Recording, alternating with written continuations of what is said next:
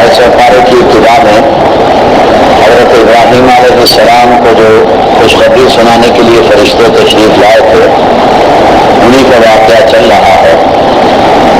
हज़रत इब्राहीम अलैहिस्सलाम के हवाले से अल्लाह ताला नक़ल फरमा रहे हैं, इब्राहीम अलैहिस्सलाम ने उनसे पूछा कि तुम लोग किस मकसद के लिए आगे मुहिम पर रवाना हो रहे हो? क़ालू इन्ना उरसिलना इला क़ौमिन मुजरिमीन, तो उन्होंने कहा कि हम एक मुजरिम कौम की तरफ भेजे गए हैं, लिनुरसिला अलैहिम हिजारतम मिन तीन, कि उन पर पत्थर बरसाएं, मुसव्वमतन इंद रब्बिका लिल-मुस्रिफीन, ऐसे पत्थर जिन पर खास निशान लगे हुए हों, वे गाइडेड पत्थर होंगे जो कि उनके नामों के साथ उन पर जाकर के पड़ेंगे और उनकी हलाकत और तबाही और बर्बादी का सामान बना देंगे। अल्लाह फरमाते हैं जो ईमान वाले थे उनको हमने बचाने का फैसला किया हुआ था, लेकिन सिवाय लूत अलैहिस्सलाम के एक घराने के और कोई मुसलमान घराना नहीं था, लिहाजा लूत अलैहिस्सलाम और उनके ख़ानदान को बचा लिया, लेकिन उनकी बीवी नाफरमान थी, उसे भी साथ ही हलाक कर दिया गया। वतरकना फ़ीहा आयतन लिल्लज़ीना यख़ाफ़ूना अल-अज़ाब अल-अलीम, और इसे दुनिया वालों के लिए, ऐसे लोगों के लिए जो कि अल्लाह के दर्दनाक आज़ाब से डरने वाले हैं, अल्लाह ने इसे निशानी बना दिया और इबरत का सामान बना दिया। वफ़ी मूसा इज़ अरसलनाहु इला फ़िरऔन बिसुल्तानिन मुबीन, इंतहाई इख्तिसार के साथ मुख्तसर वक्त में बहुत से अंबिया अलैहिस्सलाम का कुरान तज़किरा कर रहा है। पहले इब्राहीम अलैहिस्सलाम का तज़किरा गुजरा, अब उसके बाद लूत अलैहिस्सलाम का तज़किरा हुआ, अब मूसा अलैहिस्सलाम का जिक्र कि अल्लाह ने उन्हें फ़िरऔन के दरबार के अंदर भेजा, लेकिन फ़िरऔन ने उन पर एतराज़ात किए, उनकी मुखालफत की और मुकाबला करने के लिए तैयार हुआ, तो अल्लाह फरमाते हैं फ़अख़ज़ना, खर्च कर दिया। वफ़ी आद इज़ अरसलना अलैहिम अर्रिह अल-अक़ीम, कौम आद का तज़किरा किया जा रहा है कि उन पर ऐसी हवा चलाई गई जो कि बांझ थी। बांझ हवा की ताबीर, ये भी कुरान करीम की अजीब ताबीर है कि वो हवा बांझ थी। इसका मफ़हूम मुफ़स्सिरीन किराम ये बता रहे हैं, जो कुरान करीम ने ही दूसरी जगह पर बयान फरमाया है, तुदब्बिरु कुल्ल शैइन बिअम्रि रब्बिहा, जहाँ भी गुजर जाती थी उस चीज़ को तबाह करके रख देती थी। गोया जहाँ से वो हवा गुजरती वहाँ से ज़िंदगी के आसार ख़त्म करती चली जाती थी। ये उसके अंदर सिफत अल्लाह ने रखी हुई थी।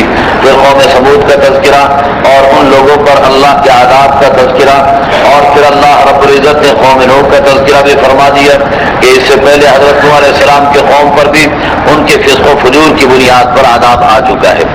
एक बात आप हज़रात ख़ास तौर पर नोट करें कि अल्लाह रब्बुल इज़्ज़त जब इन तबाहशुदा अक़वाम का तज़किरा फरमाते हैं तो उनके वसाइल का तज़किरा भी साथ करते हैं और ये बताते हैं कि फ़लाँ कौम तिजारत के अंदर बड़ी तरक्की याफ्ता थी, फ़लाँ कौम सनअत के अंदर बड़ी तरक्की याफ्ता थी, फ़लाँ कौम ताकत और क़ुव्वत के अंदर बड़े मर्तबे और मकाम की हामिल थी। तो अल्लाह उनके वसाइल को जिक्र फरमा करके इस गलत फहमी को दूर करना चाहते हैं जो लोग आम तौर पर पैदा करते हैं कि आज के दौर के मुसलमानों के पास वसाइल नहीं है, इस बिना पर ये पसमानदा हो रहे हैं। कुरान बता रहा है कि इज्जत और जिल्लत का ताल्लुक और पसमानदगी और दुनिया के अंदर तरक्की का ताल्लुक अल्लाह के अहकाम को पूरा करने के साथ है, वसाइल के साथ नहीं है। बेवसाइल और बेमाया मूसा अलैहिस्सलाम को अल्लाह कामयाब कर सकते हैं, बेवसाइल और बेमाया नूह अलैहिस्सलाम को कामयाब कर सकते हैं, बेवसाइल और बेमाया लूत अलैहिस्सलाम को कामयाब कर सकते हैं। तो मालूम यह हुआ कि वसाइल और असबाब बुनियाद नहीं है, बुनियाद अल्लाह के अहकाम को पूरा करना है। इससे अल्लाह ने कौम नूह के बारे में भी यही कहा कि इन्नहुम कानू कौमन फासिकीन, ये नाफरमान लोग थे, अल्लाह के अहकाम को तोड़ने वाले थे। बावजूद अक्सरियत के अल्लाह ने इनको तबाह व बर्बाद करके रख दिया। वो समा बनैनाहा बिअयदिन व इन्ना लमूसिऊन, अल्लाह रब्बुल इज़्ज़त फरमा रहे हैं कि आसमान को हमने अपनी कुदरत से बनाया। कितना बड़ा आसमान है, तो बनाने वाला कितनी बड़ी कुदरत वाला और कितनी वुसअत वाला होगा। वरब फरशनाहा फनिअमल माहिदून, और जमीन को हमने फैलाया है, कैसे बेहतरीन फर्श लगाने वाले हम हैं। व मिन कुल्लि शैइन खलक़ना ज़ौजैन लअल्लकुम तज़क्करून, हर चीज़ के जोड़े हमने बना रखे हैं ताकि तुम नसीहत हासिल करो। फफ़िर्रू इलल्लाह इन्नी लकुम मिन्हु नज़ीरुम मुबीन, लिहाजा अल्लाह ही की तरफ दौड़ो, अल्लाह की तरफ मुतवज्जे हो जाओ, मैं तुम्हें डराने के लिए आया हूँ। वला तजालू मअल्लाहि इलाहन आखर, और अल्लाह के साथ किसी और को माबूद न समझो। इन्नी लकुम मिन्हु नज़ीरुम मुबीन कज़ालिक मा अतल्लज़ीना मिन क़ब्लिहिम मिन रसूल इल्ला क़ालू साहिरुन औ मजनून अतवासौ बिहि बल हुम क़ौमुन ताग़ून। अल्लाह फरमाते हैं ऐसे ही पहले आने वाले रसूलों को भी यही बातें कही गई जो आपको कही जा रही हैं। इल्ला क़ालू साहिरुन औ मजनून, مجنون، کہ یہ کہا جاتا کہ یہ جادوگر ہے، اور یا پھر یہ کہا جاتا کہ جنونی ہے۔ یہ باتیں آج بھی یہی کہی جا رہی ہیں۔ مجھے ایک دوست نے بتایا کہ میڈیا میں باقاعدہ اس چیز کو طے کیا گیا ہے کہ دین کی بات کرنے والوں کو جنونی کے طور پر متعارف کرایا جائے۔ قرآن کہتا ہے کہ باطل ہر دور کے اندر یہی کرتا رہا ہے، باطل انبیاء علیہ السلام کو بھی جنونی کہہ کر ہی متعارف کرایا کرتا تھا۔ اگر آج نبیوں کا نام لینے والوں کو جنونی کہا جا رہا ہے تو ان کے برحق اور سچے ہونے کی واضح دلیل اس کے اندر موجود ہے۔ اللہ فرماتے ہیں تواصوا بھی، یہ سارے کے سارے ایک ہی انداز اختیار کیے ہوئے ہیں، سارا باطل ایک ہی طریقے پر دین کی مخالفت کرتا ہے۔ تواصوا بھی، کیا انہوں نے آپس میں میٹنگ کر لی ہے؟ کیا انہوں نے آپس میں مل کر کے کوئی بات طے کر رکھی ہے؟ بل ہم قوم طاغون، یہ بڑے سرکش لوگ ہیں۔ فتول عنہم فما انت بملوم، میرے نبی ان کی طرف آپ التفات ہی نہ کیجیے۔ اور آپ کی ذمہ داری کیا ہے؟ آپ کی ذمہ داری یہ ہے کہ اللہ کے قرآن کو سامنے رکھ کر دنیا کو وعظ و نصیحت کرتے رہیے۔ وذکر فإن الذکریٰ تنفع المؤمنین، ایمان والوں کو نصیحت سے فائدہ پہنچتا ہے۔ وما خلقت الجن والانس الا لیعبدون، جنات اور انسانوں کے مقصد تخلیق کو بیان کیا جا رہا ہے کہ یہ اللہ کی عبادت کے لیے پیدا کیے گئے ہیں، اور عبادت کا مفہوم سمجھنے کی ضرورت ہے۔ عبادت کا مفہوم یہ ہے کہ انسان کے اعضاء و جوارح کی نقل و حرکت جب اللہ کے حکم کے تابع ہو جاتی ہے تو وہ عبادت بننا شروع ہو جاتی ہے۔ اگر نماز اللہ کی مرضی کے مطابق پڑھ رہا ہے تو عبادت ہے، اور اگر نماز بھی اللہ کی مرضی کے مطابق نہیں تو وہ بھی عبادت نہیں کہلائے گی۔ اللہ نے 4 رکعت کا کہا، آپ نے 6 رکعت اثر کی پڑھ لی، یہ عبادت نہیں کہلائے گی۔ عبادت وہ کہلائے گی جو اللہ کے حکم کے مطابق سر انجام دی جائے۔ تو معلوم یہ ہوا کہ اگر آپ دکان پہ بیٹھے ہیں، دفتر پہ بیٹھے ہیں، اللہ کا حکم پورا کر رہے ہیں تو آپ عبادت سر انجام دے رہے ہیں، اور انسانیت کا مقصد تخلیق ہی عبادت ہے۔ لہذا زندگی کے ہر مرحلے میں کہیں بھی انسان موجود ہو، اللہ کے احکام کی پابندی کر رہا ہو تو وہ عبادت کرنے والوں میں شامل اور شمار ہوتا ہے۔ لیکن اللہ کے احکام کی پابندی کا مطلب کیا ہوگا؟ اللہ کے نبی علیہ الصلوۃ والسلام نے ارشاد فرمایا کسب الحلال فریضۃ بعد فرائض اللہ، رزق حلال کمانا اللہ کے فرائض کو ادا کرنے کے بعد ایک بڑا فریضہ ہے۔ اس سے معلوم یہ ہوا کہ اللہ نے نماز روزے کی شکل میں جو فرائض لگا دیے، زکوٰۃ اور حج کی شکل میں جو فرائض لگا دیے، ان فرائض کو جو ادا کرتے ہوئے کسب حلال کر رہا ہے تو وہ بھی عبادت کر رہا ہے، اور اگر ان فرائض کو چھوڑ کر کما رہا ہے تو ایسے شخص کی حلال کمائی عبادت نہیں کہلا سکتی۔ ما اريد منهم برزق وما اريد ان يطعمون، اللہ فرماتے میں ان سے روزی کا طلبگار نہیں، ان سے یہ نہیں کہتا کہ مجھے کھلائیں، بلکہ ان کو کھلانا تو میرا کام ہے۔ ان اللہ هو الرزاق ذو القوة المتین، اللہ ہی روزی دینے والے ہیں اور بڑی طاقت اور قوت والے ہیں۔ فإن للذين ظلموا ذنوبا مثل ذنوب اصحابهم فلا يستعجلون، ان لوگوں کے لیے بھی ایسی باری مقرر کر دی گئی ہے جیسے پہلے ظالموں کے لیے باریاں مقرر تھی، لہذا جلد بازی نہ مچائیں، ان کا جب نمبر آئے گا تو ان کی تباہی اور بربادی بھی اتر آئے گی۔ فویل للذین کفروا من یومہم الذی یوعدون، جس دن کے ان سے وعدہ کیا جا رہا ہے ان کافروں کو اس دن کی ہلاکت سے بچنا چاہیے۔ آگے اس کے بعد سورت شروع ہو رہی ہے، سورت الطور، یہ مکی سورت ہے، اور اس سورت کے اندر ابتدا میں ہی اللہ رب العزت نے قسمیں کھائی ہیں طور پہاڑ کی، اور پھر اس کے بعد لکھی ہوئی کتاب کی قسمیں کھائی، اور اللہ رب العزت نے بیت المعمور کی قسم کھائی ہے۔ بیت المعمور وہ مکان ہے یا وہ گھر ہے جو اللہ نے خانہ کعبہ کی سیدھ میں 7ویں آسمان پر بنایا ہوا ہے، اور فرشتے اس کا طواف کرتے اور اس میں عبادت کرتے ہیں۔ اللہ کے نبی نے فرمایا کہ روزانہ 70,000 فرشتوں کو اس میں عبادت کی اجازت دی جاتی ہے، لیکن اللہ کے فرشتوں کی تعداد اتنی زیادہ ہے کہ جن فرشتوں کا نمبر پہلے دن آیا تھا آج تک ان کا نمبر دوبارہ نہیں آ سکا ہے۔ وہ سب المرفوع، آسمان کی قسم کھائی، والبحر المسجور، اور بھڑکتے ہوئے سمندر کی قسم کھائی۔ مسجور سجارہ یسجرو کے معنی ہوتے ہیں بھڑکانے کے، اور دوسرے معنی یہ ہوتے ہیں خلط ملط ہو جانے کے۔ 2 مفہوم ہے اس کے۔ ایک مفہوم تو یہ ہے کہ تمام سمندروں کا پانی جب ملے گا تو ان کے کناروں سے نکلنا شروع ہو جائے گا، بہنا شروع ہو جائے گا، تو ایسا سمندر جس کا پانی اس کے کناروں سے بہنا شروع ہو جائے گا اس کی قسم کھا رہے ہیں۔ اور دوسرا مفہوم اس کا یہ ہے سجر یسجرو کہ میں نے جلانے اور بھڑکانے کے ہوا کرتے ہیں، آگ لگا دینے کے ہوا کرتے ہیں۔ والبحر المسجور کے معنی ہوں گے اس سمندر کی قسم جس میں آگ بھڑک اٹھے گی۔ ایک ڈاکٹر صاحب نے مجھ سے سوال کیا کہ قرآن کریم کی بعض باتیں ہماری سمجھ سے بالا تر، عقل سے بالا تر ہیں۔ میں نے کہا فرمائیے کون سی بات عقل سے بالا تر ہے؟ کہنے لگے ایک آیت ہے اس کے اندر لکھا ہوا ہے کہ سمندر میں آگ لگے گی، آگ بھڑکے گی۔ میں نے کہا جی میں نے آیت کی پڑھ کے سنا دی۔ میں نے کہا یہ آیت ہے جس میں یہ بات بات لکھی ہوئی ہے، آپ کو اعتراض کیا ہے؟ کہنے لگے مجھے اعتراض یہ ہے کہ پانی تو آگ بجھانے کے لیے استعمال ہوتا ہے، پانی میں آگ کیسے لگے گی؟ میں نے کہا ڈاکٹر صاحب یہ اعتراض اگر کوئی جاہل کرتا، اگر کوئی دیہاتی کرتا، اونٹوں کا چرواہا کرتا اور ہل چلانے والا کرتا تو میں تسلیم کر لیتا۔ آپ جیسا پڑھا لکھا انسان جو سائنس بھی جانتا ہو وہ یہ اعتراض کرے تو مجھے بڑا افسوس ہوتا ہے، اس لیے کہ آپ ذرا غور کیجئے پانی کا فارمولا کیا ہے؟ کہنے لگے پانی کا فارمولا H2O ہے۔ یہ کہتے کہتے ان کی گردن بھی ساتھ ہی جھک گئی۔ کہنے لگے آپ صحیح کہہ رہے ہیں، مجھے اعتراض نہیں کرنا چاہیے تھا، اس لیے کہ پانی کے اجزائے ترکیبی خود انفلیمیبل ہیں، ان کے اندر آگ بھڑکنے کا مادہ اللہ نے ایسا رکھا ہوا ہے کہ ہائیڈروجن بننے کی علامت یہ ہوتی ہے کہ آگ بھڑک اٹھتی ہے اور آگ بن جاتی ہے۔ اللہ نے آگ بھڑکانے والی دو گیسیں ہائیڈروجن اور آکسیجن کو ملا کر پانی بنا دیا، اور قیامت کے دن اللہ کے ڈر اور خوف کے مارے پانی کا تجزیہ ہو جائے گا، پانی کا انالیسس ہو جائے گا، پانی اپنے اجزائے ترکیبی چھوڑ دے گا اور اس کے اندر پھر آگ بھڑک اٹھے گی۔ میں نے کہا بتائیے سائنس کے خلاف قرآن کون سی بات کہہ رہا ہے؟ قرآن جو کہہ رہا ہے آپ کی سائنس تو آج تصدیق کر رہی ہے۔ قرآن نے سوا 1400 سال پہلے سے حقیقت کو بیان فرما دیا ہے۔ تو اللہ فرماتے ہیں اس سمندر کی قسم کھاتا ہوں جس سمندر میں آگ بھڑکے گی، ان عذاب ربک لواقع، تیرے رب کا عذاب واقع ہو کر کے رہے گا، ما لہ من دافع، اس عذاب کو کوئی روک نہیں سکے گا۔ یوم تمور السماء مورا وتسیر الجبال سیرا ویل یومئذ للمکذبین، اس دن جھٹلانے والوں کے لیے بڑی ہلاکت ہوگی۔ آگے قرآن کریم نے جہنم کا منظر پیش کیا ہے اور ان لوگوں کے جہنم میں جانے کی صورتحال کو بیان کیا، پھر اللہ نے جنت کا منظر پیش کیا اور اہل ایمان کے جنت میں جانے کی صورتحال کو بیان کیا، اور خاص طور پر اللہ نے یہ بتایا والذین آمنوا واتبعتهم ذریتهم بایمان الحقنا بهم ذریتهم وما التناهم من عملهم من شیء، ایمان والوں کے خاندان بھی وہاں جمع کر دیے جائیں گے، ان کی اولاد کو بھی وہاں پر اکٹھا کر دیا جائے گا۔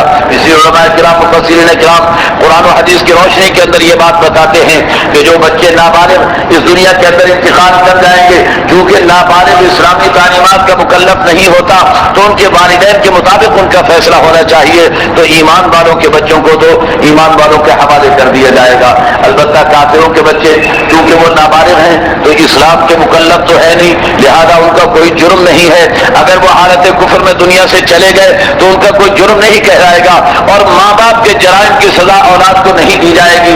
اس بنا پر ان بچوں کے بارے میں احادیث طیبہ میں یہ آتا ہے، اور قرآن کریم میں آگے سورہ دہر کے اندر بھی یہ بات آئے گی کہ ایسے بچوں کو جنت کے اندر جنتیوں کی خدمت پر معمور کر دیا جائے گا۔ جنت کے اندر یطاف علیہم بکأس، پیالے لے کر کے اور آب خورے لے کر کے ان کی جنتیوں کی خدمت کر رہے ہوں گے، اور انہیں بھی جنت میں پہنچا دیا جائے گا۔ کل امرئ بما کسب رہین، ہر ایک کو اس کے عمل کے مطابق بدلہ ملے گا۔ وامددناہم بفاکہۃ ولحم مما یشتہون، آگے اللہ رب العزت نے جنت کی نعمتوں کا بڑا خوبصورت تذکرہ فرمایا ہے۔ وقت نہیں، وقت کی تنگی کی بنا پر اختصار سے کام لے رہا ہوں۔ اللہ فرماتے ہیں جنت والے جب جنت میں چلے جائیں گے پھر آپس میں باتیں کریں گے، جیسے کہیں بیٹھ کر موقع فرصت ملتی ہے تو آپس میں باتیں چلتی ہیں۔ اب جنت والے کیا کہیں گے؟ انا کنا، اللہ اکبر، واقبل بعضهم علی بعض یتساءلون، جنت والے آپس میں ایک دوسرے سے سوال کریں گے، گفتگو کریں گے، اور کیا کہیں گے؟ انا کنا قبل فی اہلنا مشفقین، ارے ہم تو بڑے ڈرا کرتے تھے دنیا کے اندر، اپنے گناہوں کی وجہ سے، اللہ کی پکڑ کی وجہ سے ڈرا کرتے تھے۔ انا کنا قبل فی اہلنا مشفقین فمن اللہ علینا ووقانا عذاب السموم، اللہ نے ہم پر احسان کیا اور اللہ نے جہنم کی آگ سے ہمیں بچا لیا اور اللہ نے ہمیں جنت عطا فرما دی۔ انا کنا من قبل ندعو، ڈرتے ڈرتے اللہ سے دعائیں بھی مانگا کرتے تھے۔ انہ هو البر الرحیم، وہ اللہ بڑا احسان کرنے والا اور بڑا ہی رحم کرنے والا ہے۔ فذکر فما انت بنعمت ربک بکاہن ولا مجنون، حضور علیہ السلام سے خطاب شروع ہو گیا، اے میرے نبی آپ کو یہ جنونی کہتے ہیں، آپ کو یہ کاہن اور دیوانہ کہتے ہیں۔ فذکر فما انت بنعمت ربک بکاہن ولا مجنون، آپ لوگوں کو اللہ کی تلقین کیجیے اور نصیحت کیجیے، دین کی طرف متوجہ فرمائیے، اور میں رب گواہی دے رہا ہوں کہ ما انت بنعمت ربک بکاہن ولا مجنون، آپ جنونی نہیں، آپ کاہن اور حضور دیوانے نہیں، میں رب آپ کی گواہی دے رہا ہوں۔ ام یقولون شاعر نتربص به ریب المنون قل تربصوا فانی معکم من المتربصین۔ آگے بڑے خوبصورت انداز میں مشرکین کے اعتراضات کے جوابات بھی دیے اور ان کے عقائد باطلہ پر قرآن کریم نے تردید بھی فرمائی، اور آخر میں قرآن کریم نے واضح الفاظ کے اندر اعلان کر دیا واصبر لحکم ربک فانک باعیننا۔ میرے نبی اگر دشمنان اسلام آپ کی مخالفت کر رہے ہیں اور آپ کو اگر دین پر چلنے کی رکاوٹ بن رہے ہیں تو آپ ان کی رکاوٹوں کی پرواہ نہ کریں۔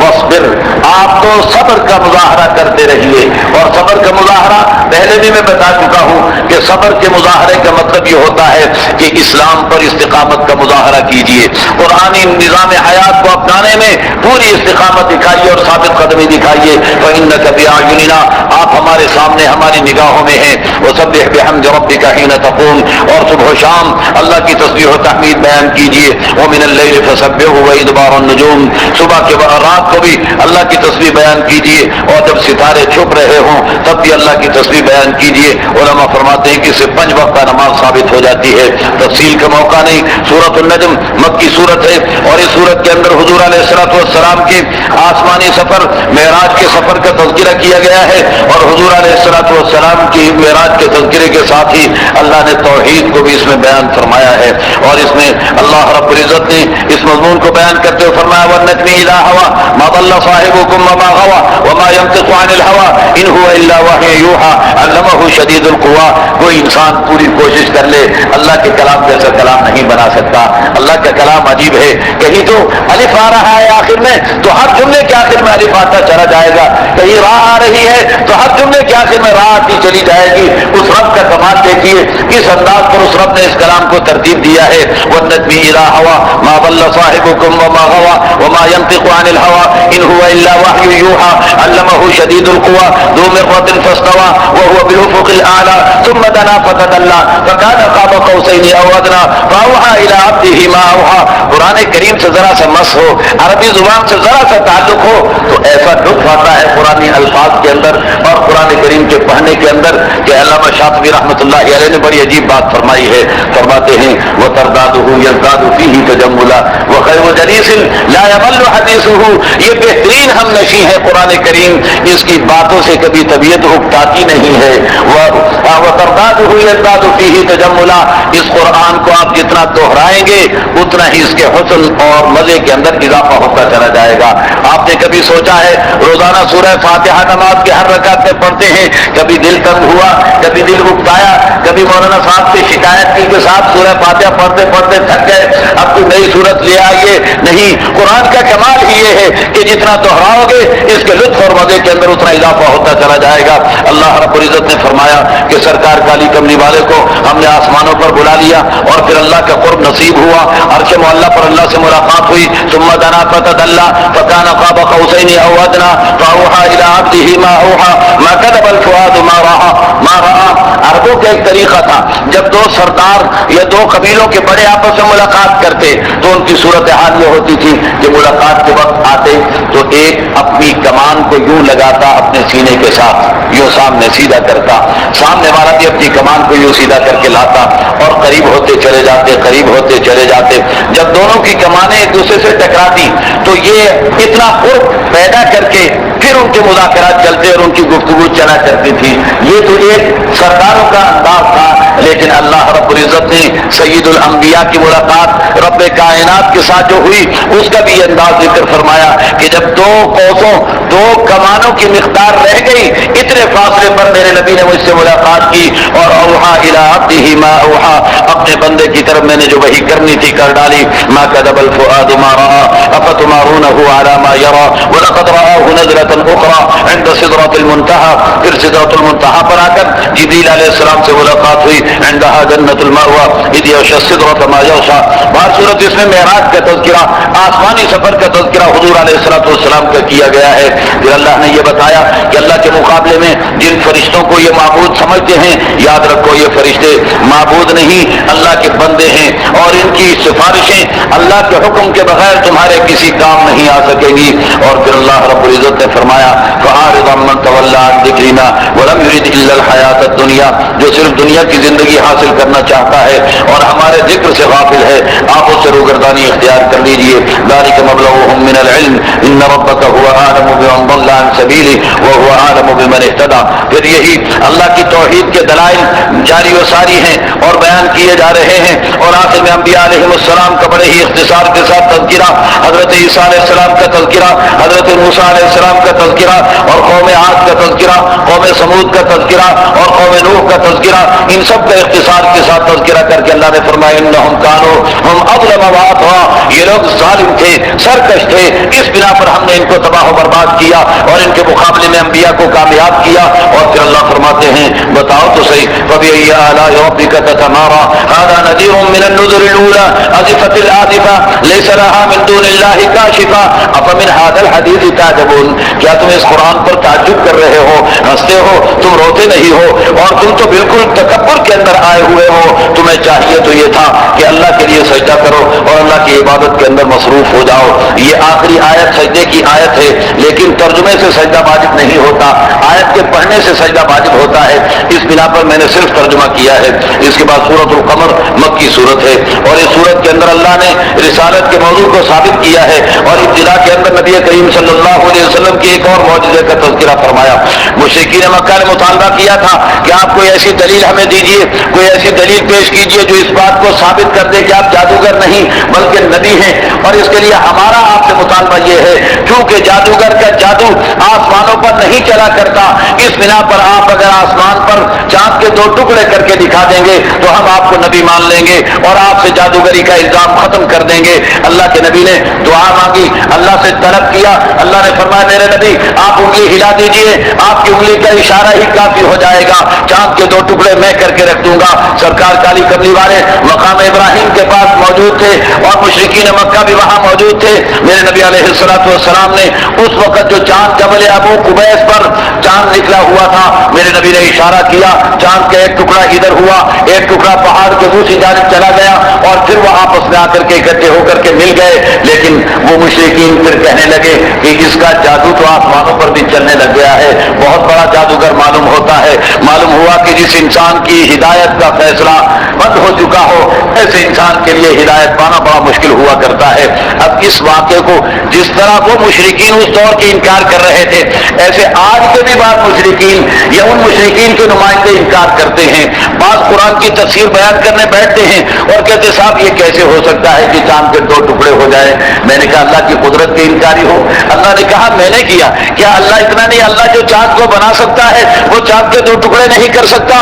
آخر کیا وجہ ہے اس کو تسلیم نہ کرنے کی؟ جب قرآن کہتا ہے اقتربت الساعة وانشق القمر، قیامت قریب آ گئی اور چاند پھٹ گیا، چاند کے 2 ٹکڑے ہو گئے. جب قرآن کہہ رہا ہے پھر انکار کرنے کا مطلب سمجھ سے بالا تر ہے. لیکن اس کے ساتھ میں ایک اور دلیل بھی پیش کر دیتا ہوں. تاریخ فرشتہ میں لکھا ہوا ہے کہ مالابار کا راجا اس نے اپنے روز نامچے کے اندر لکھا کہ ایک رات کو میں اپنی چھت پر تھا تو اچانک میں نے دیکھا کہ عرب کی طرف چاند کے 2 ٹکڑے ہوئے اور ایک ٹکڑا ادھر چلا گیا، دوسرا ادھر چلا گیا، اور پھر میں نے دیکھا کہ وہ دونوں ٹکڑے آ کر کے مل گئے. تو یہ شہادت تاریخ کے اعتبار سے بھی موجود ہے کہ تاریخ فرشتہ نے مالابار کے راجے کے حوالے سے اس کو لکھا ہے کہ اس نے اپنی آنکھوں سے چاند کو 2 ٹکڑے ہوتے ہوئے دیکھا ہے.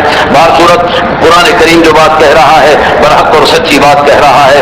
وَإِن يَرَوْا آيَةً يُعْرِضُوا وَيَقُولُوا سِحْرٌ مُسْتَمِرٌّ وَكَذَّبُوا وَاتَّبَعُوا أَهْوَاءَهُمْ. اس کے بعد حضرت نوح علیہ السلام کی 1000 سالہ جد و جہد کو اللہ نے خراج تحسین پیش کیا ہے اور اللہ رب العزت نے حضرت نوح علیہ السلام کی عزت و انکساری اور اللہ کے سامنے دعائیں مانگنے کو بھی ذکر کرتے ہوئے فرمایا ہے کہ نوح علیہ السلام کی قوم نے جب مخالفت کی تو نوح علیہ السلام نے اللہ سے مانگ لیا انی مغلوب فانتصر، میرے اللہ میں مغلوب ہوں، میری طرف سے تو ہی انتقام لے لے. ففتحنا ابواب السماء بماء منہمر، اللہ فرماتے ہیں ہم نے آسمان سے پانی اتار دیا، زمین سے پانی نکال دیا، اور اس کے نتیجے کے اندر کیا ہوا کہ نوح علیہ السلام کو تختیوں اور کیلوں والی چیز پر سوار کر دیا. وحملناہ علی ذات الواح ودسر. سبحان اللہ، قرآن کی تعبیر کے قربان جائیے. تختیوں اور کیلوں والی چیز نام نہیں لیا کشتی کا تاکہ اور زیادہ جذبہ اور شوق پیدا ہو اس چیز کو جاننے کا اور سمجھنے کا، ایک سسپینس پیدا کر دیا. وحملناہ علی ذات الواح ودسر. کیلوں ریلوں اور تختی والی چیز پر سوار کیا. تجری بِأَعْيُنِنَا جَزَاءً لِمَنْ كَانَ كُفِرَ وَلَقَدْ تَرَكْنَاهَا آيَةً فَهَلْ مِن مُدَّكِرٍ. اللہ فرماتے ہیں دیکھو قرآن کو ہم نے بڑا آسان کر دیا ہے. کیا قرآن کریم سے کوئی نصیحت حاصل کرنے والا ہے؟ مدکر اس کے معنی نصیحت حاصل کرنے کے بھی ہے اور اس کے معنی یاد کرنے کے بھی ہیں. تو یاد کرنے کے لیے بھی اللہ نے قرآن کو آسان کر دیا. کائنات کے اندر کوئی 2 ورقے کی کتاب کا حافظ آپ کو نہیں ملے گا، جبکہ سینکڑوں صفحات کی کتاب کے حافظ دنیا کے اندر جا بجا آپ کو نظر آئیں گے. لاکھوں کی شکل کے اندر آپ کو نظر آئیں گے. چھوٹے چھوٹے بچے اس کے حافظ نظر آئیں گے. یہ اس بات کی علامت ہے کہ وَلَقَدْ يَسَّرْنَا الْقُرْآنَ لِلذِّكْرِ، اس قرآن کریم کو یاد کرنے کے لیے بھی ہم نے آسان کیا، نصیحت حاصل کرنے کے لیے بھی ہم نے آسان کیا. فَهَلْ مِن مُدَّكِرٍ، کیا تم میں کوئی ہے جو قرآن سے نصیحت حاصل کرنے کے لیے تیار ہو؟ پھر قوم عاد کا تذکرہ، قوم سمود کا تذکرہ، قوم لوط کا تذکرہ، ان کی ہلاکت کی باتیں، فرعون کا تذکرہ اور اس کی ہلاکت کی باتیں. اور پھر اللہ نے فرمایا سَيُهْزَمُ الْجَمْعُ وَيُوَلُّونَ الدُّبُرَ. میرے نبی جس طرح یہ ساری قومیں ہلاک اور تباہ و برباد ہوئی ہیں، ایک دن آنے والا ہے اور وہ بدر کا دن ہوگا. اس دن کے اندر یہ مشرکین مکہ بھی پیٹ پھیر کر کے بھاگیں گے اور انہیں شکست سے فاش ہوگی اور اللہ رب العزت کے بندوں کی مدد و نصرت ہو کر کے رہے گی. وَلِسَاعَةُ مَوْعِدُهُمْ وَسَاعَةُ أَدْهَىٰ وَأَمَرُّ. پھر اللہ نے جہنم کو کچھ تذکرہ کر دیا اور کچھ جنت کی باتیں کرنے کے بعد اس سورت کو ختم کر کے سورۃ الرحمن کو شروع کر دیا. مدنی سورت ہے لیکن مضمون اس کا مکی صورتوں والا ہے اور انداز بھی مکی صورتوں والا ہے. چھوٹے چھوٹے جملے ہیں اور اس سورت کے اندر ایک ہی جملے کو اللہ نے 31 مرتبہ دہرایا ہے. فَبِأَيِّ آلَاءِ رَبِّكُمَا تُكَذِّبَانِ، اپنے رب کی کون کون سی نعمتوں کو تم جھٹلاؤ گے. میرے نبی نے فرمایا کہ جب میں نے جا کر کے جنات کو یہ سورت سنائی تو جب بھی میں یہ پڑھتا فَبِأَيِّ آلَاءِ رَبِّكُمَا تُكَذِّبَانِ، تو جنات جواب کے اندر کہتے وَلَا بِشَيْءٍ مِّن نِّعَمِكَ رَبَّنَا نُكَذِّبُ فَلَكَ الْحَمْدُ. ہمارے رب ہم تیری کسی نعمت کا انکار نہیں کرتے، ساری تعریفیں تیرے ہی لیے ہیں. اور حضور علیہ السلام نے اس سورت کو عروس القرآن، قرآن کریم کی دلہن قرار دیا ہے نبی کریم صلی اللہ علیہ وسلم نے، اس لیے کہ اس کا جو انداز ہے، الفاظ کی جو خوبی ہے اور اس کے اندر جو معنی رکھے گئے ہیں، خاص طور پر اس میں قیامت کا مسئلہ اور مرنے کے بعد زندہ ہونے کی زندگی کو بیان کیا گیا ہے. جنت اور جہنم کے بارے میں تذکرہ کیا گیا ہے. زیادہ تفصیل کا موقع نہیں ہے. اس کے بعد اللہ رب العزت نے بتایا ہے کہ اللہ کا نام ہی برکتوں والا، وہی عزت اور اکرام والا ہے. پھر سورہ واقعہ ہے، یہ مکی صورت ہے اور اس صورت کے اندر بھی اللہ رب العزت نے مرنے کے بعد زندہ ہونے کے موضوع کو خاص طور پر پیش کیا اور بتایا کہ قیامت کے دن 3 جماعتیں بنیں گی. 2 جماعتیں نیکوکار لوگوں کی ہوگی اور 1 جماعت بدکاروں کی ہوگی. نیکوکار لوگ کیسے ہوں گے؟ وہ سابقون السابقون، ایک تو VIP قسم کے لوگ ہوں گے اور ایک VIP قسم کے لوگ ہوں گے. ایک تو اصحاب الیمین ہوں گے جو بڑے نیکوکار لوگ ہیں، لیکن ایک ان سے بھی آگے وہ سابقون السابقون ہوں گے. بار صورت ان دونوں جماعتوں کو جنت میں بھیج کر ان کے لیے جو نعمتیں ہیں اللہ نے ان کا تذکرہ کر دیا اور پھر جہنم میں جانے والوں کو بھی تذکرہ فرما کر کے اور ان کو جو سزائیں دی جائیں گی اسے بھی قرآن کریم نے ذکر کر کے بتا دیا ہے کہ یاد رکھو قیامت کے دن زندہ ہونا پر حق ہے. اور اگر تمہیں یقین نہیں آتا تو بتاؤ تو سے تم آخر تم یہ بتاؤ کہ تم جو منی کا قطرہ ٹپکاتے ہو انتم تخلقونہ ام نحن الخالقون، اس سے بچہ ہم بناتے ہیں یا تم بناتے ہو. اور یہ بتاؤ تم جو بیج زمین کے اندر ڈالتے ہو اس سے پودا تم نکالتے ہو یا ہم نکالتے ہیں. یہ جو بادلوں سے پانی برستا ہے تم برساتے ہو یا ہم برساتے ہیں. جو رب اتنے بڑے بڑے کارنامے سر انجام دے رہا ہو اس رب کے لیے تمہیں دوبارہ پیدا کرنا کون سا مشکل کام رہ جاتا ہے. اللہ فرماتے ہیں میں ستاروں کی قسم کھا رہا ہوں انہ لقسم لو تعلمون عظیم، تم اگر سمجھو تو بہت بڑی قسم کھا کے تمہیں کہہ رہا ہوں انہ لقرآن کریم فی کتاب مکنون لا یمسہ الا المطہرون. یہ عزتوں والا قرآن ہے اور یہ کتاب کے اندر محفوظ ہے اور اس کتاب کو تو پاکیزہ لوگ ہی ہاتھ لگا سکتے ہیں. روحانی طور پر بھی پاکیزہ ہوں، جسمانی طور پر بھی پاکیزہ ہوں، وہی اس قرآن کریم کو چھو سکتے ہیں. تنزیل من رب العالمین، رب کا نازل کردہ کلام ہے. پھر آخر میں اختصار کے طور پر اللہ نے ان 3 جماعتوں کا تذکرہ کر کے اور سورت کو ختم کرتے ہوئے فرمایا فسبح باسم ربک العظیم، اپنے رب کے نام کی تسبیح بیان کیجیے. اس کے بعد سورۃ الحدید ہے، مدنی سورت ہے. حدید لوہے کو کہا جاتا ہے. آج کے دور کے اندر لوہے اور اسٹیل کی افادیت مسلم ہے اور یہ ہر دور کے اندر رہی ہے. اللہ رب العزت نے بتایا ہے کہ حدید لوہا ایک طاقت اور قوت کا مظہر ہے، لہذا تمہیں یہ ساری طاقت و قوت کو اللہ کے دین کے دفاع میں اور اللہ کے دین کی حمایت کے اندر استعمال کرنا چاہیے. اللہ نے اپنی تعریف کو بیان کیا اور یہ بتایا کہ آسمان و زمین کی ہر چیز اللہ کے عیب سے پاک ہونے کو بیان کر رہی ہے اور اللہ کے حکمرانی کو تسلیم کر رہی ہے. پہلے بھی وہ اللہ تھا اور بعد میں بھی وہی اللہ رہے گا. ظاہر بھی وہ اللہ، باطن بھی وہ اللہ. وهو بكل شيء علیم، وہ ہر چیز کا علم رکھنے والے ہیں. پھر اللہ رب العزت نے اپنی قدرت کا مظاہرہ بیان کرتے ہوئے اور آگے جا کر اللہ فرما رہے ہیں کہ دیکھیے من ذا الذی یقرض اللہ قرضا حسنا، بتاؤ اللہ کو قرض حسنا دینے والا کون ہے؟ قرض حسنا سے مراد بنیادی طور پر وہ پیسہ مراد لیا جاتا ہے جو اللہ کے دین کے دفاع کے لیے لگایا جائے، جہاد فی سبیل اللہ کے اندر خرچ کیا جائے، اسے قرض حسنا قرآن کریم قرار دیتا ہے. باقی ہمارے ہاں جو قرض حسنا کے نام سے ایک چیز مشہور ہے، بات تو بہت اچھی ہے لیکن اس کی کوئی حیثیت نہیں ہے شریعت کے اندر. اچھا کام ہے آپ اگر کسی کو قرضہ دیتے ہیں اور ساتھ یہ سوچ لیتے ہیں کہ اگر ادا نہ کیا تو میں اسے کچھ نہیں کہوں گا، بڑی اچھی بات ہے، لیکن یہ کوئی ایسی تعریف قرآن و حدیث کے اندر ملتی نہیں ہے.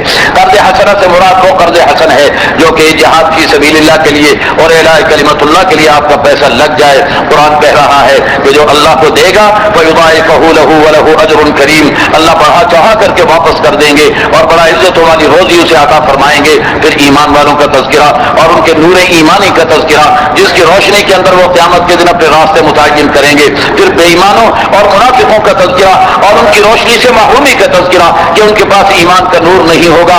وہ کوشش کریں گے ایمان والوں کے نور میں چلنے کی تو اللہ صاحب کہہ دیں گے ارجعوا وراءکم فالتمسوا نورا، تم نے دنیا میں ایمان کا نور پیدا نہیں کیا تھا، اب لوٹ کر کے چلے جاؤ، یہاں سے تمہیں نور نہیں مل سکتا. وضرب بینہم بسور لہ باب باطنہ فیہ الرحمہ وظاہرہ من قبلہ العذاب. اس کے بعد اللہ فرماتے ہیں فَالْيَوْمَ لَا يُؤْخَذُ مِنْكُمْ فِدْيَةٌ وَلَا مِنَ الَّذِينَ كَفَرُوا، قیامت کے دن کوئی پیسہ نہیں لیا جائے گا، کوئی رشوت دے کر کسی کو نہیں چھوڑا جائے گا، کسی کا فدیہ لے کر جہنم سے آزادی نہیں مل سکے گی. ان کا ٹھکانہ جہنم ہوگا اور وہ بدترین ٹھکانہ ہے. پھر اللہ فرماتے ہیں أَلَمْ يَأْنِ لِلَّذِينَ آمَنُوا أَن تَخْشَعَ قُلُوبُهُمْ لِذِكْرِ اللَّهِ، ارے ایمان والو کیا ابھی تمہارے دل اللہ کے ذکر کے لیے نرم ہونے کا وقت نہیں آیا ہے؟ وَمَا نَزَلَ مِنَ الْحَقِّ وَلَا يَكُونُوا كَالَّذِينَ أُوتُوا الْكِتَابَ مِنْ قَبْلُ. آگے اللہ رب العزت نے فرمایا اعلموا أَنَّ اللَّهَ يُحْيِي الْأَرْضَ بَعْدَ مَوْتِهَا، اللہ زمین کو زندہ کر لیں گے مرنے کے بعد، تو اللہ انسانوں کو بھی زندہ کر لینے کے مرنے کے بعد. اور پھر اللہ رب العزت فرما رہے ہیں دنیا کی زندگی تو کھیل تماشے کی طرح ہے، جس طرح کھیل تماشا ایک وقت میں ختم ہو کر کے رہ جاتا ہے ایسے دنیا کی زندگی بھی ختم ہو کر کے رہ جائے گی. اور یاد رکھو تمہیں کوشش کرنی چاہیے جنت کو حاصل کرنے کی اور اللہ کی مغفرت کو حاصل کرنے کی. پھر اللہ رب العزت نے ایک ضابطہ بیان فرما دیا، تقدیر کے عقیدے کے موضوع پر بڑی حتمی بات اللہ نے بیان فرما دی کہ اللہ نے جو تقدیر کا مسئلہ رکھا ہوا ہے اس کا فائدہ کیا ہے. لِكَيْ لَا تَأْسَوْا عَلَىٰ مَا فَاتَكُمْ وَلَا تَفْرَحُوا بِمَا آتَاكُمْ، تاکہ اگر تمہیں کہیں محرومی ہو جائے اور مقصد کو حاصل کرنے میں ناکامی ہو جائے تو تم مایوس ہو کے نہ بیٹھ جانا، کہنا کہ اللہ کی تقدیر میں ایسے لکھا ہوا تھا، ہم پھر سے کوشش کریں گے، اگر مقدم میں ہوگا تو پھر مل جائے گا.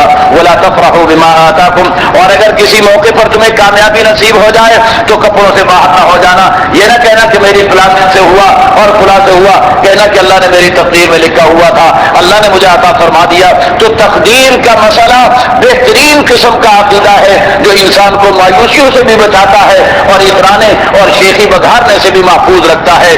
اللہ ہمیں اس عقیدے پر پختگی نصیب فرما دے. پھر اللہ رب العزت نے لوہے کا تذکرہ کر دیا اور فرمایا کہ وَأَنزَلْنَا الْحَدِيدَ فِيهِ بَأْسٌ شَدِيدٌ، لوہا اتارا اس کی بڑی طاقت اور بڑی ہیبت ہے. وَمَنَافِعُ لِلنَّاسِ، اور لوگوں کے لیے فوائد بھی ہیں. وَلِيَعْلَمَ اللَّهُ مَن يَنصُرُهُ وَرُسُلَهُ بِالْغَيْبِ، اللہ یہ دیکھنا چاہتے ہیں کہ اللہ کی مدد کون کرتا ہے، اللہ کے رسولوں کی مدد کون کرتا ہے. إِنَّ اللَّهَ قَوِيٌّ عَزِيزٌ. پھر حضرت نوح علیہ السلام، ابراہیم علیہ السلام کا تذکرہ، پھر حضرت عیسیٰ علیہ السلام کا تذکرہ، اور آخر میں اللہ رب العزت نے بتایا ہے وَأَنَّ الْفَضْلَ بِيَدِ اللَّهِ يُؤْتِيهِ مَن يَشَاءُ. یاد رکھو کہ قیامت کے دن کی کامیابیاں اللہ کے فضل کی مرہون منت ہوگی اور اللہ کا فضل اللہ کے دست قدرت کے اندر ہے. وَاللَّهُ ذُو الْفَضْلِ الْعَظِيمِ، وہ بڑے فضل والا ہے.